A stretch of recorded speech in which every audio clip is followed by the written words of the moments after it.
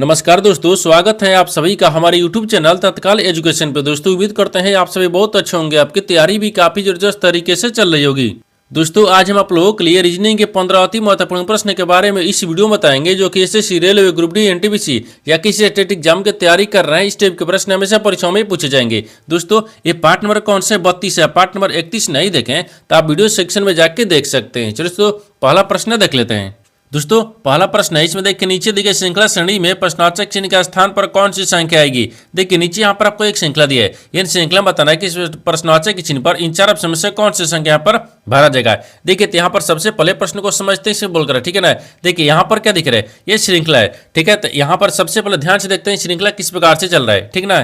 देखिए 191 से करें 177 हो रहा है, 177 से 163 हो रहा है, 163 ले 149 हो रहा है, 149 ले 135 हो रहा है, 135 ले आपको अगला संख्या ज्ञात करना है। देखिए इन श्रृंखला को ध्यान से देखने के बाद में हमको क्या दिख रहा है, हमको यही दिख रहा है। तो 91 यानी 191 से क्या लिख रहे हैं, 177 लिख रहे हैं, यानी 191 में 14 को माइनस करेंगे ये 77 आ जाएगा। और 77 से क्या लिख रहे हैं, 63 लिख रहे हैं। तो 77 में भी क्या करते हैं, 14 को माइनस करेंगे ये 63 आ जाएगा। और 63 ले क्या लिख रहे हैं, 49 लिख रहे हैं। तो 63 में भी क्या करते हैं, 14 को माइनस करते हैं, कितना गया ये 49 आ जाएगा। और 49 लेकर लिख रहे हैं 35 लिख रहे हैं। तो 49 में भी क्या करते हैं, 14 को माइनस करेंगे ये 35 आ जाएगा। तो 35 में क्या करते हैं, यहाँ पर भी क्या करेंगे, 14 को माइनस करेंगे। जब 35 में 14 को माइनस करेंगे तो कितना आ जाएगा।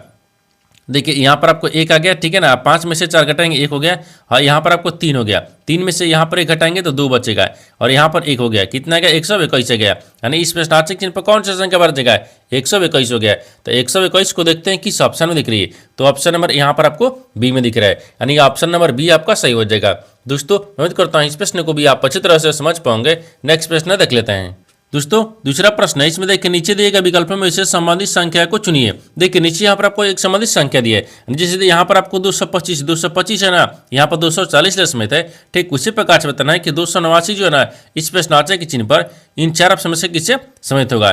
देखिए यहाँ पर सबसे पहले प्रश्न को समझते ही बोलकर, ठीक है ना। देखिए यहाँ पर आपको क्या लिख रहा है, 225 को क्या करेंगे कि यहाँ पर आपको 240 आ जाएगा। देखिए उसी प्रकार से 289 को रखेंगे। देखिए अगर 225 में क्या करते हैं, 15 को जोड़ते हैं तो कितना आ जाएगा। देखिए यानी 15 को जोड़ेंगे तो 5 5 कितना है, 10 के 0 हो गया, ठीक है। और यहाँ पर 2 1 3 है, एक हंसलिए 4 और 2 एकम 2। हाँ इसको क्या करेंगे, यहाँ पर 225 है, 225 में जब 15 को जोड़ेंगे तो 240 आ जाएगा। अगर उसी प्रकार से देखिए यहाँ पर आपको 15 को जोड़ते हैं 289 में, जब 15 को जोड़ेंगे तो क्या यहाँ पर आना चाहिए, ठीक है। देखिए तो इसको जोड़ेंगे तो कितना है कि 14 के 4 आ गया, हाथ में लगा 1 हो गया, ठीक है। और 8 1 9 एक हंसलिए 10 के 0 हाथ में लेके हो गया, इन 304 आ गया। लेकिन 304 तक किसी ऑप्शन दिया नहीं, यानी इसका मतलब किस तरह से प्रश्न सोल्व नहीं किया जा सकता है, ठीक है ना। देखिए यहाँ पर क्या करेंगे, ये आपको 15 का, ठीक है ना। देखिए यहाँ पर आपको जो 25 दिख रहा है ना, 225, ये 15 का स्क्वायर दिख रहा है, ठीक है। ये 15 का स्क्वायर दिख रहा है, तो 15 जोड़ दिए हैं। उसी प्रकार से यहाँ पर आपको देखिए ये क्या दिख रहा है, हाँ 289 किसका स्क्वायर है। देखिए अगर 17 का स्क्वायर कर देंगे तो 289 हो जाएगा। यानी उसी प्रकार से यहाँ पर क्या करेंगे, 17 को जोड़ेंगे। जब यहाँ पर 289 में 17 को जोड़ देंगे तो यहाँ पर कितना आ जाएगा, ये 300 कितना आ जाएगा, ये 6 आ जाएगा। कितना क्या, 306 आ जाएगा। तो 306 को देखते हैं किस ऑप्शन में दिख रही है। तो ऑप्शन नंबर यहाँ पर आपको डी में दिख रहा है, यानी ऑप्शन नंबर डी आपका सही हो जाएगा। दोस्तों उम्मीद करता हूँ इस प्रश्न को भी आप अच्छी तरह से समझ पाओगे। नेक्स्ट प्रश्न देख लेते हैं। दोस्तों तीसरा प्रश्न है, इसमें देखिए यहाँ पर संख्या 71 23 458 में प्रत्येक अंक बाएं से दाएं बढ़ते क्रम में व्यवस्थित करने पर बनी नई संख्या में बाएं से दूसरे और दाएं से दूसरे अंकों का योगफल कितना होगा। देखिए यहाँ पर सबसे पहले प्रश्न को समझिए, इसमें बोलकर, ठीक है ना।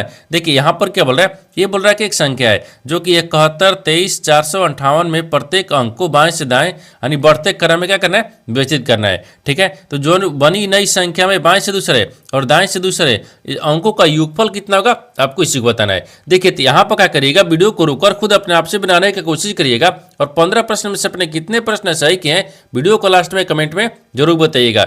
और इस चैनल पर पहली बार आए तो चैनल को सब्सक्राइब कर बेल आइकन घंटी को प्रेस जरूर कर लीजिए, क्योंकि सबसे पहले इस तरह क्लास सबको मिलता रहे। देखिए तो यहाँ पर सबसे पहले प्रश्न को समझ लीजिए, ठीक है। ये क्या बोल रहा है, यहाँ पर आपको एक संख्या दी है, ठीक है। इन संख्या को सबसे पहले लिखेंगे, ये क्या लिख रहा है, 71 लिख रहा है और 23 लिख रहा है, ये 458 दी है, ठीक है। ये संख्या हो गया।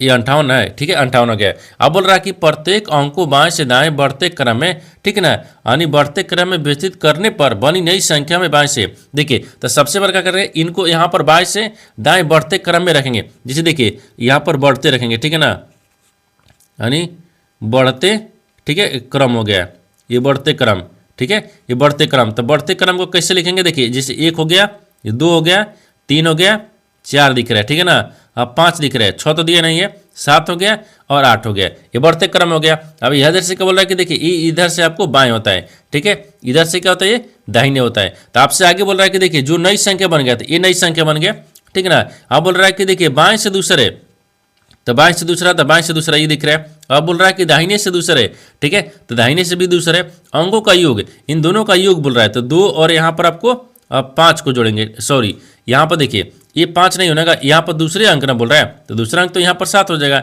ठीक ना। तो 2 और यहाँ पर 7 दिख रहा है, इनको क्या कर रहे हैं, 9 हो जाएगा। कितना गया, 9 हो गया। तो आपसे वही पूछा है कि देखिए इन अंकों का योगफल कितना होगा, तो यहाँ पर 9 हो जाएगा। तो 9 को देखते हैं किस ऑप्शन में दिख रही है, तो ऑप्शन नंबर किस में दिख रहा है, आज तो सी में दिख रहा है, तो ऑप्शन नंबर सी आपका सही हो जाएगा। दोस्तों मैं उम्मीद करता हूँ इस प्रश्न को भी आप अच्छी तरह से समझ पाओगे। नेक्स्ट प्रश्न देख लेते हैं। दोस्तों 4 नंबर प्रश्न है, इसमें देखिए एक निश्चित कुट भाषा में देखिए स्पेक द थ्रूट, ठीक है, यानी थ्रूट को यहाँ पर क्या लिख रहा है, देखिए PCRRD, ठीक है ना, ST के रूप में, और यहाँ पर आपको थ्रूट, ठीक है, थ्रूट यहाँ पर लिखा है ऑलवेज विंस, ठीक है, को यहाँ पर आपको MOST के और KL के रूप में कुटबद्ध किया गया है। तो दी गई कुट भाषा में थ्रूट को किस प्रकार से कुटबद्ध किया जाएगा।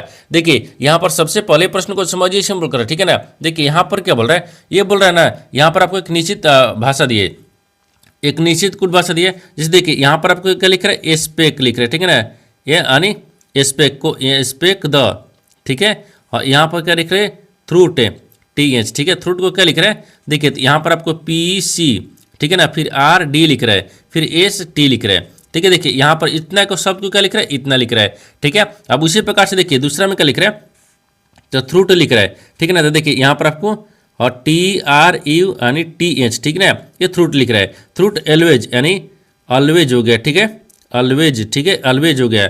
फिर उसके बाद में यानी विंस हो गया, ठीक है ना, विंस दिख रहा है। इनको क्या लिख रहा है, देखिए यहाँ पर आपको लिख रहा है, इन शब्द को क्या लिख रहा है, यहाँ पर लिख रहा है कि MO, ठीक है ना, MO और ST और यहाँ पर KL लिख रहा है, ठीक है ना, KL हो गया। तो आपको बताना क्या है, आपको बताना है कि देखिए कुटबद्ध के रूप में लिखा गया है, ठीक है, कुटबद्ध किया गया है। तो दी गई कुट भाषा में थ्रूट को क्या लिखा जाएगा, यानी थ्रूट को कैसे लिखा जाएगा। देखिए तो यहाँ पर आपको क्या करेंगे, ये देखिए ये आपको शब्द लिख रहा है, ये भी आपको शब्द लिख रहा है, इन दोनों अक्षर को करेंगे आपस में कौन मिलाएंगे, जैसे में ध्यान से देखिए, यानी इस अक्षर में कौन मिलाइए और फिर इस अक्षर में कौन मिलाएंगे, ठीक ना। देखिए यहाँ पर आपको सबसे कॉमन क्या दिख रहा है, देखिए थ्रूट इसमें भी दिख रहा है और थ्रूट इसमें भी दिख रहा है, एक कॉमन हो गया, ठीक ना। उसी प्रकार से देखिए इसमें भी कॉमन क्या दिख रहा है, ठीक है ना, RT, ठीक है, ST। देखिए यहाँ पर देखिए एस्ट और T दिख रहा है, इसमें भी आपको ST दिख रहा है। देखिए यहाँ पर थ्रूट को क्या हो जाएगा, तो थ्रूट को आपको ST हो जाएगा। तो ST को देखते हैं किस ऑप्शन दिख रही है, तो ऑप्शन नंबर यहाँ पर आपको C में दिख रहा है, यानी ऑप्शन नंबर C आपका सही हो जाएगा।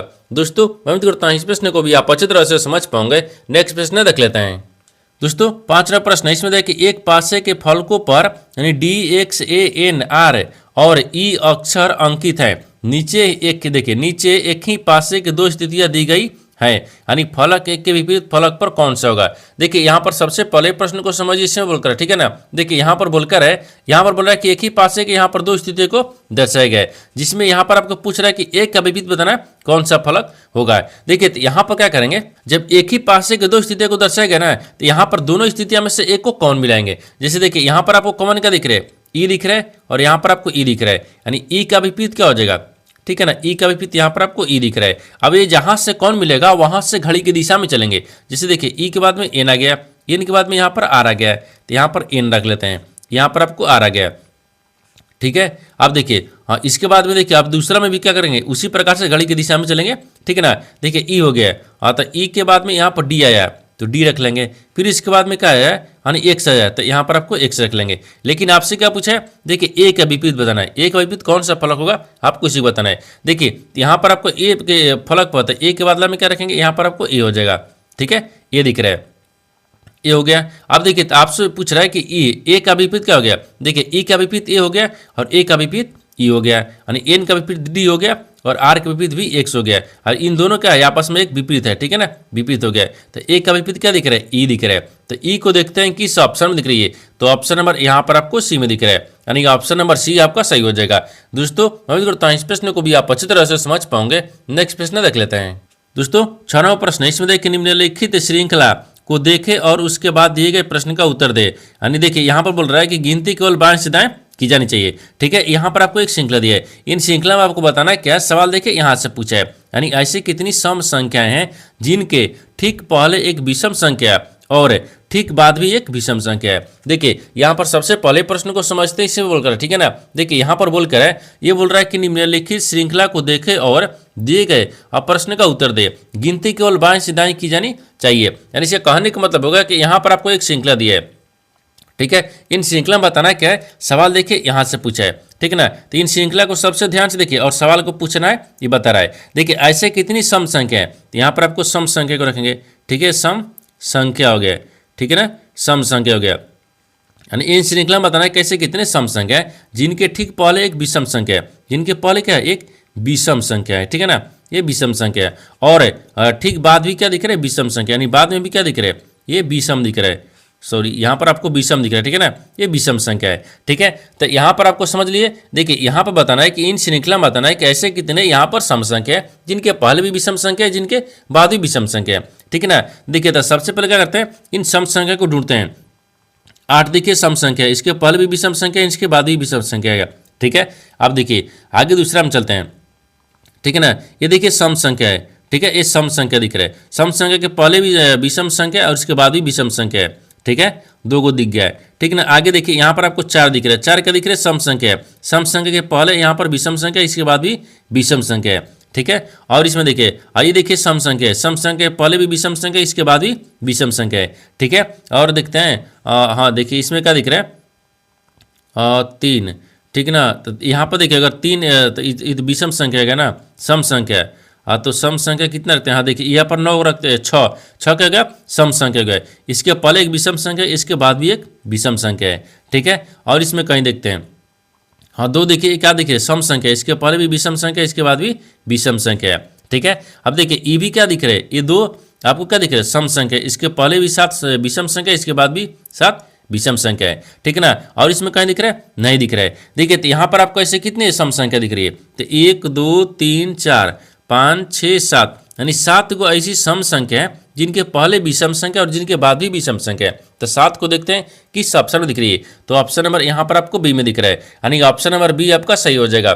दोस्तों मैं उम्मीद करता हूँ इस प्रश्न को भी आप अच्छी तरह से समझ पाओगे। नेक्स्ट प्रश्न देख लेते हैं। दोस्तों 7वां प्रश्न है, इसमें देखिए नीचे दिए गए विकल्पों में इससे संबंधित शब्द को चुनिए। देखिए नीचे यहाँ पर आपको एक संबंधित शब्द दिया है, यानी रेडियो जो ना आपको ध्वनि से समझता है, ठीक उसी प्रकार से बताना है कि टेलीविजन जो ना इसमें स्नातक के चिन्ह पर इन 4 ऑप्शन से किसे समझित होगा। देखिए तो यहाँ पर सबसे पहले प्रश्न को समझते हैं बोलकर, ठीक है ना। देखिए ये आपको रेडियो ध्वनि से समझता है, उसी प्रकार से टेलीविजन को रखेंगे। देखिए रेडियो का जो मुख्य कार्य है ना, वो मुख्य कार्य किसे, ध्वनि से। जैसे देखिए अगर रेडियो को बजाएंगे तो हमको ध्वनि सुनाई देगा, ठीक है ना। देखिए जैसे लिखते हैं कि देखिए रेडियो का, ठीक है ना, तो रेडियो का मुख्य, ठीक है, यहाँ पर रेडियो का मुख्य, ठीक है, एक कार्य हो गया, ठीक है ना, मुख्य कार्य से। जैसे देखिए रेडियो का मुख्य कार्य ध्वनि से होता है, उसी प्रकार से यहाँ पर टेलीविजन का, ठीक है, यहाँ पर मुख्य लिखेंगे, ठीक है, टेलीविजन का मुख्य कार्य, ठीक है ना, मुख्य कार्य किससे होगा, छवियों से, यानी चित्र दिखाई देगा, ठीक है ना, छवियों से, ठीक है। तो यहाँ पर क्या लिखेंगे, ये छवियों से, ठीक है ना, ये छवियों से। देखिए जिस प्रकार से रेडियो ध्वनि से समझता है, उसी प्रकार टेलीविजन यानी छवियों से होगा। तो छवियों को देखते हैं किस ऑप्शन में दिख रही है, तो ऑप्शन नंबर किस में दिख रहा है, हाँ तो ए में दिख रहा है, यानी ऑप्शन नंबर ए आपका सही हो जाएगा। दोस्तों मैं उम्मीद करता हूँ इस प्रश्न को भी आप अच्छी तरह से समझ पाओगे। नेक्स्ट प्रश्न देख लेते हैं।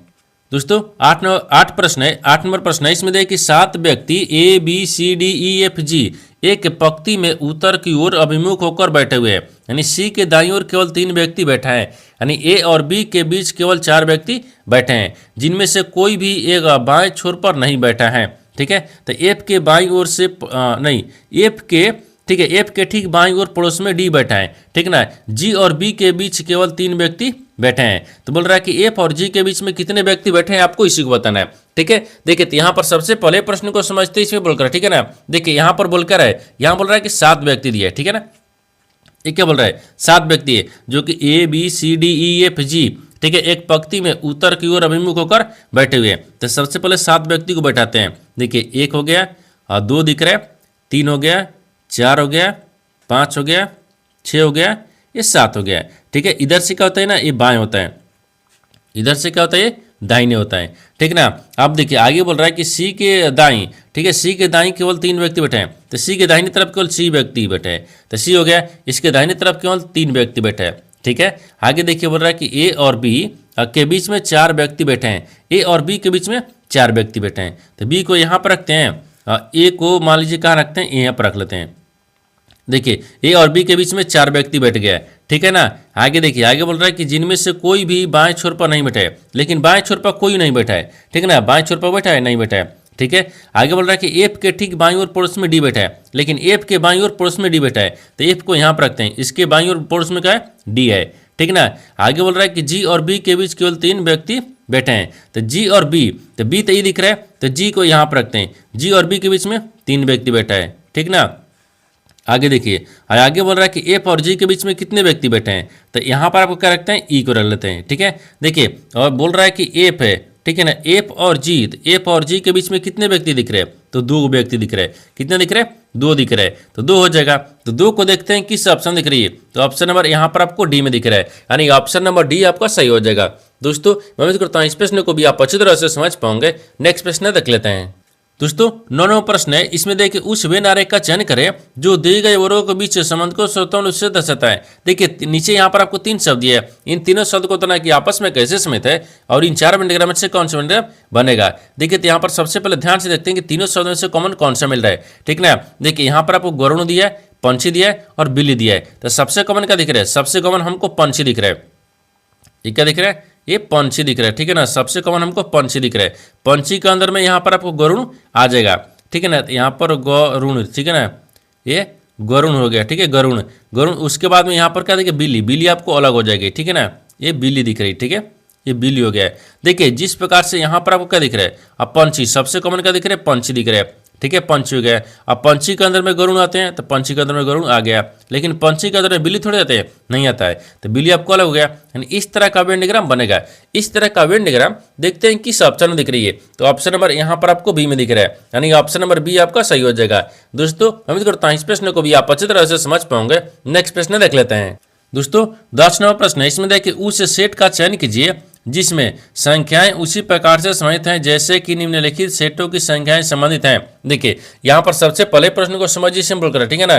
देखिए यहाँ पर क्या बोल रहा है, ये 2 को आपको सेट दिया है, इन दोनों सेट आपस में जिस प्रकार से संबंधित है उसी प्रकार से बताना है कि इन 4 ऑप्शन से कौन सा एक सेट है जो इन दोनों के जैसे संबंधित आपको दिख रही है। देखिए तो सबसे पहले देखते हैं कि दोनों सेट जो है ना वो आपस में कैसे संबंधित दिख रही है, ठीक है ना।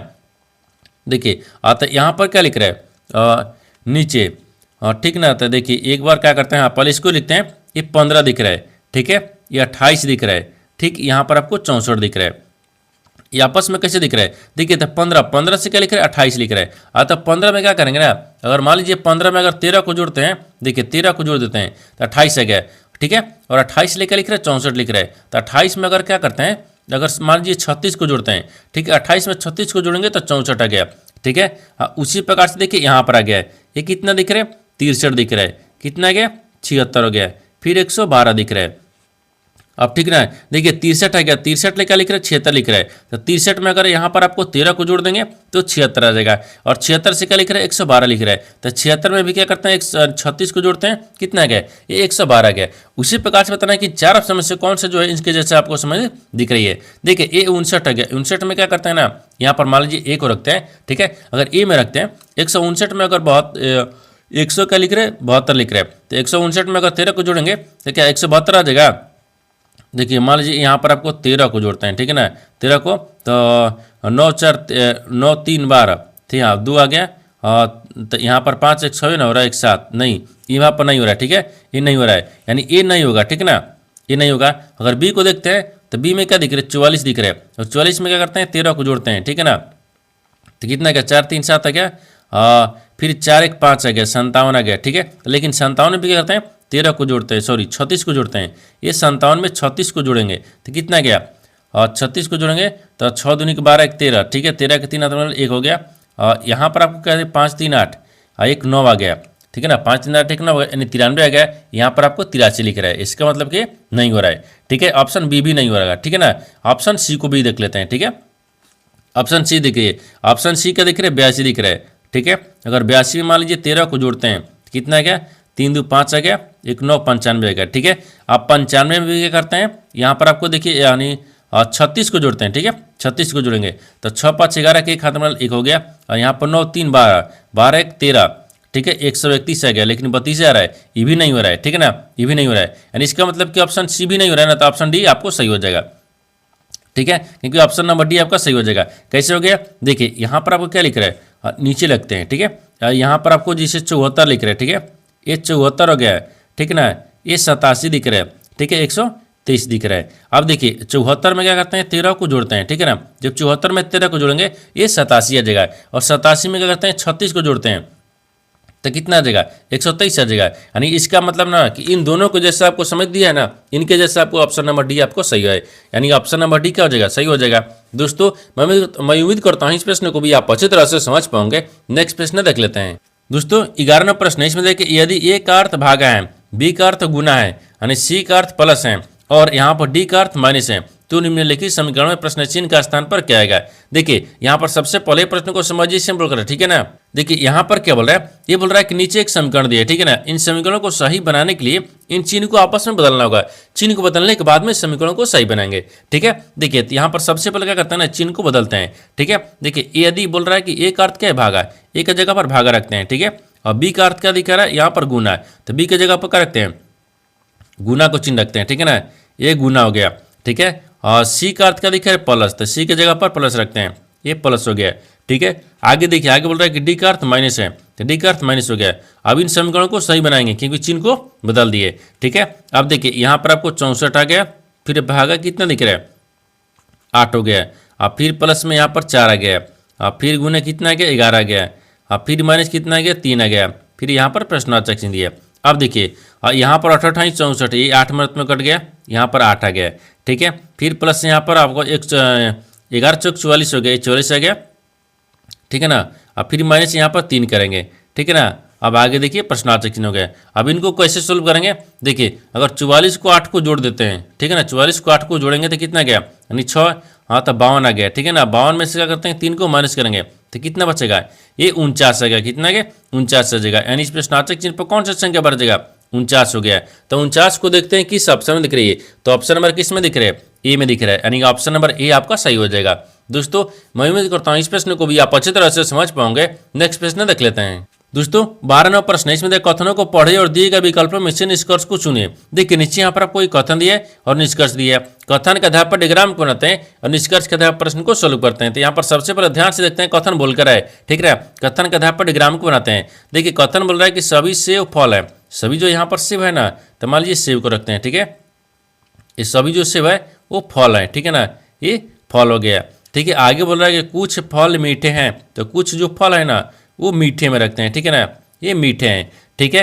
आगे देखिए ये तो कथन बोल रहा है, कथन के आधार पर डिग्राम को बना दिए, लेकिन निष्कर्ष क्या बोल रहा है, इसके आधार पर ही प्रश्न को सोल्व करेंगे, ठीक है ना। देखिए यहाँ पर निष्कर्ष क्या दिख रहा है, निष्कर्ष देखिए पहला में दिख रहा है, पहला बोल रहा है कि कुछ सेब मीठे हैं, तो कुछ जो सेब है ना वो मीठा है नहीं है, ये कुछ फल मीठा है लेकिन सेब मीठा नहीं दिख रहा है, इसका मतलब है गलत बोल रहा है। दूसरा देखिए, दूसरा बोल रहा है कि सभी मीठे सेब हैं, जो सभी मीठा है ना सेब है ना है, ये गलत बोल रहा है, ठीक है। न तो 1 होगा न तो 2 होगा, यानी ऑप्शन नंबर ए में दिया है कि न तो निष्कर्ष 1 और न ही 2 अनुसरण करता है, यानी ऑप्शन नंबर ए आपका सही हो जाएगा।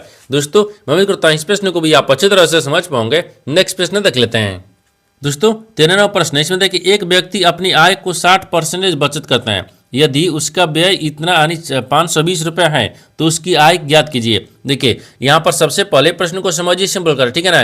देखिए यहाँ पर बोलकर है, यहाँ पर क्या बोल रहा है, ये बोल रहा है कि एक व्यक्ति अपनी आय को 60% बचत करता है। एक जो व्यक्ति है वो अपने आय को 60% बचत करती है, तो खर्च कितना कर रहा है, ये 40%, ठीक है। बोल रहा है कि उसकी व्यय यानी उसकी जो व्यय है ना वो कितना दिख रहा है, 520 रुपये है, तो उसकी यानी आय बताना है क्या होगा, ठीक है। देखिए तो सबसे पहले क्या कर रहे हैं, उस व्यक्ति का बचत, बचत कितना है 60%, तो वो खर्च कितना कर रहा है, वो 40% कर रहा है, ठीक है ना। ठीक है, और उसका बचत यानी व्यय कितना है, देखिए ये 520 आ गया, ठीक है, 520 रख लेंगे। अब आगे देखिए, अब मान लेते हैं कि ये कितना होता है 100% पे होता है, ठीक है ना, जो भी रखेंगे वो 100% पे आएगा। तो यहाँ पर 520 हो गया, ठीक है, और बट्टा में कितना आ गया, ये 40 आ जाएगा, फिर गुना कितना करेंगे 100 आ जाएगा, ठीक है। अब इनको सोल्व करेंगे, ठीक है ना। देखिए अगर सोल्व करेंगे तो 1 0 से 1 0 काट दिए, 13 चौक 52 होता है, ठीक है, 13 चौक 52 हो गया। तो यहाँ पर आपको कितना आ गया, ये 1300 और डबल 0 कर देंगे, ठीक है ना, ये 1300 हो गया। तो आपको वही पूछा था कि उसकी आय कितनी होगी, तो 1300। तो 1300 को देखते हैं किस ऑप्शन दिख रही है, तो ऑप्शन नंबर यहाँ पर आपको ए में दिख रहा है, यानी ऑप्शन नंबर ए आपका सही हो जाएगा। दोस्तों मैं उम्मीद करता हूँ इस प्रश्न को भी आप अच्छी तरह से समझ पाओगे। नेक्स्ट प्रश्न देख लेते हैं। दोस्तों 14वां प्रश्न है, इसमें देखिए एक वस्तु को 37% की छूट पर बेचने के बाद लाभ प्रतिशत 50% है, वस्तु का मूल्य कितने प्रतिशत, देखिए यानी बढ़ाकर अंकित किया गया है। देखिए यहाँ पर सबसे पहले प्रश्न को समझिए, इसमें बोल कर है, ठीक है ना। देखिए यहाँ पर क्या बोला ना कि एक वस्तु है, ठीक है, एक वस्तु को 37% की छूट देने के बाद यानी छूट पर बेचने के बाद, ठीक है, प्राप्त लाभ कितना होता है 50% होता है। यानी मान लीजिए एक वस्तु है, एक वस्तु को हम 37% छूट देते हैं, छूट देने के बाद ही क्या करेंगे उस सामान को बेचते हैं, जब बेचने के बाद में क्या करेंगे 50% लाभ हो जा रहा है, ताकि बोल रहा है कि उस वस्तु का क्या, देखिए उस वस्तु का मूल्य कितने प्रतिशत बढ़ाकर अंकित किया गया, यानी कितने जो अंकित है ना वो बढ़ाकर अंकित किया गया है उस वस्तु का मूल्य, आपको इसी को बताना है। तो सबसे पहले क्या लिखते हैं, देखिए यहाँ पर क्या लिख रहा है, छूट लिख रहा है। देखिए तो सबसे पहले माना कि अंकित मूल्य कितना गया 100 रखते हैं, ठीक है ना, यानी माना कि, ठीक है, माना कि अंकित मूल्य पर लिखते हैं, ठीक है, अंकित मूल्य हो गया, ठीक है, कितना है 100 रुपया है, मान लेते हैं अंकित मूल्य कितना आ गया 100 रुपया हो गया, ठीक है ना। अब विक्रय मूल्य बोल रहा है कि देखिए एक वस्तु को 37% की छूट देने के बाद भी वो 50% लाभ कमाता है। तो मान लीजिए 37% क्या करते हैं माइनस कर लेंगे, यहाँ पर लिख लें, हाँ देखिए जैसे यहाँ पर विक्रय मूल्य रखते हैं, ठीक है ना, विक्रय मूल्य हो गया, ठीक है ना, विक्रय मूल्य बराबर कितना दिख रहा है, हाँ तो मान लीजिए 100 हो गया, 100 में से क्या करते हैं 37 को माइनस करते हैं, बचेगा कितना है 63%, सॉरी 63 रुपया, तो वही हो गया, मान लीजिए परसेंटेज रखिए, रुपया रखिए, ठीक है ना, 63 रुपये बच जाएगा, ठीक है। अब फिर यहाँ पर बोल रहा है क्रय मूल्य, ठीक है, हाँ क्रय मूल्य हो गया, ठीक है ना, तो क्रय मूल्य कितना गया, ये भी आपको 100 रुपया, सॉरी ये 63 है ना, क्रय मूल्य तो दिया हुआ है, देखिए यहाँ पर 63 आ गया तो 63 रखेंगे, ठीक है। अब गुने क्या करेंगे 100 कर देंगे, क्रय मूल्य बराबर, और बट्टा में क्या करते हैं 150 आ गया, क्योंकि 50% लाभ बोल रहा है, तो 100 में 50 को जोड़ेंगे तो 150 आ गया, ठीक है ना। अब इसको क्या करते हैं सोल्व करेंगे। देखिए अगर 15 चौके 60 नहीं, देखिए यहाँ पर अगर मान लीजिए 1 0 से 1 0 काटते हैं, ठीक है ना, तो 1 0 से 1 0 काट देंगे, इसको भी सोल्व करेंगे तो 10 5 6, अगर मान लीजिए 2 से 5 ले करते हैं, देखिए तो 5 तियाई 15 और 5 दूनी के 10, ठीक है ना, ये भी कट गया, इसको काटेंगे तो 3 एक मर्त में, सॉरी यानी 3 दूना के 6, 3 दूना के 6 और 3 एक मर्त में 21 आ गया, कितना गया ये भी काट दिए, तो 21 गुने 2 आ गया, तो 21 दूनी के कितना गया 42 रुपया आ गया, ठीक है, 42 रुपया में आ गया, ठीक है ना। अब ये तो 42 रुपया में क्या गया क्रय मूल्य आ गया, लेकिन आपसे पूछा है कि वस्तु का विक्रय मूल्य प्रतिशत यानी बढ़ाकर कितना अंकित किया गया है, यानी विक्रय मूल्य पूछ रहा है, ठीक है ना, तो बढ़ाकर अंकित किया गया है, ठीक है। तो बढ़ाकर अंकित कितना गया है, यहाँ पर बढ़ाकर यहाँ पर लिखेगा, देखिए यहाँ पर लिखते हैं, ठीक है ना, यानी बढ़ाकर, ठीक है, बढ़ाकर अंकित, ठीक है, ये अंकित रखते हैं, ठीक है ना, बढ़ाकर अंकित मूल्य कितना हो गया, तो यहाँ पर मूल्य हो गया, ठीक है। देखिए कितना हो गया, तो यहाँ पर आपको मान लीजिए 100 रखते हैं, ठीक है ना, 100 हो गया, और 100 में से क्या करते हैं 42 को माइनस करेंगे, ठीक है, फिर गुने यहाँ पर आपको 42 हो जाएगा, ठीक है, क्योंकि 42 है, फिर यहाँ पर गुने 100 कर लेंगे। अगर मान लीजिए 42 को माइनस करेंगे तो कितना बचेगा, और यहाँ पर आपको 42, ठीक है ना, तो ये 88 58, ठीक है, तो मान लीजिए यहाँ पर आपको 58 बच गया, और 58 में 100 से गुना करेंगे तो 5800 हो गए, फिर बट्टा में क्या करेंगे 42 लेकर देंगे, भाग करेंगे, ठीक है ना, इसको भाग करेंगे तो कितने मर्त में कटेगा, देखिए 138.10 हो गया, ठीक है ना, 138.10 ये परसेंटेज में आ गया। तो आपसे वही पूछा है कि यहाँ पर आपको बताना है कि देखिए बढ़ाकर कितना अंकित बढ़ाकर किया गया, तो 138 पॉइंट यानी 10, यानी 38 पॉइंट हो गया ना, मान लीजिए यानी 38 रुपये बढ़ाकर, तो 138.10 देखिए किस ऑप्शन दिख रहा है, ऑप्शन नंबर सी में दिख रहा है, यानी ऑप्शन नंबर सी आपका सही हो जाएगा। दोस्तों मैं उम्मीद करता हूँ इस प्रश्न को भी आप अच्छी तरह से समझ पाओगे। नेक्स्ट प्रश्न देख लेते हैं। दोस्तों 15 प्रश्न है, इसमें देखिए एक व्यापारी एक घड़ी यानी 28% की हानि पर बेचता है। यदि उसने, ठीक है ना, इसे यानी 280 रुपये अधिक में बेचा होता तो न तो लाभ होता और न ही हानि होता है। यानी घड़ी का क्रय मूल्य कितना है। देखिए यहाँ पर सबसे पहले प्रश्न को समझिए, सिंपल कर, ठीक है। देखिए यहाँ पर क्या बोल रहा है, ये बोल रहा है कि एक व्यापारी है, एक व्यापारी के पास पूरा कि एक घड़ी कितना है 28% की हानि पर बेचता है, वो 28% की हानि पर बेच देता है, ठीक है। यदि उसमें से देखिए उसने यहाँ पर 280 रुपये में अधिक में बेचा होता, अगर मान लीजिए 280 रुपये में अधिक में बेचा होता तो देखिए यहाँ पर तो न तो हाँ लाभ है और न ही हानि होता है, लेकिन तो घड़ी का क्रय मूल्य बताना है कि क्या कितना होगा। घड़ी का क्रय मूल्य पूछा है, जब घड़ी के क्रय मूल्य पूछा है तो यहाँ पर 28% क्या है हानि पे बेचता है, या 28% रखेंगे, ठीक है। और बराबर कितने में 280 रुपये में अगर बेचा होता तो वो लाभ होता, ठीक है ना। देखिए तो इतना हो गया, मान लीजिए 100% पर होता ना, तो टोटल 100% हो गया। 100% पर कितना है 280 है, ठीक है। और बट्टा में क्या करेंगे 28 कर लेंगे, ठीक है ना। और फिर गुने यहाँ पर 100 आ गया, यानी क्या करते हैं 28, 28 से एक मत में काट दिए, ठीक है, तो 10 आ गया। अगर इसको क्या कर रहे हैं, देखिए यहाँ पर 10 आ गया, 100 को गुना करेंगे कितना गया, ये 1000 आ गया, कितना जगह 1000 आ जाएगा, ठीक है। तो आपको वही पूछा है, तो घड़ी के क्रय मूल्य कितना हो गया, क्रय मूल्य तो यहाँ पर 1000, तो 1000 को यहाँ पर देखते हैं किस ऑप्शन में दिख रही है, तो ऑप्शन नंबर यहाँ पर आपको डी में दिख रहा है, यानी ऑप्शन नंबर डी आपका सही हो जाएगा। दोस्तों मैं उम्मीद करता हूँ इस प्रश्न को भी आप अच्छी तरह से समझ पाओगे। नेक्स्ट वीडियो में मिलते हैं, तब तक जय हिंद। दोस्तों इस चैनल पर पहली बार आए तो चैनल को सब्सक्राइब कर बेल आइकन घंटी को प्रेस जरूर कर लीजिए, क्योंकि सबसे पहले इस तरह का सबको मिलता रहे। और इन सारे प्रश्न का PDF आपको टेलीग्राम पर मिल जाएगा, जो कि इस वीडियो का डिस्क्रिप्शन में लिंक दिया गया है।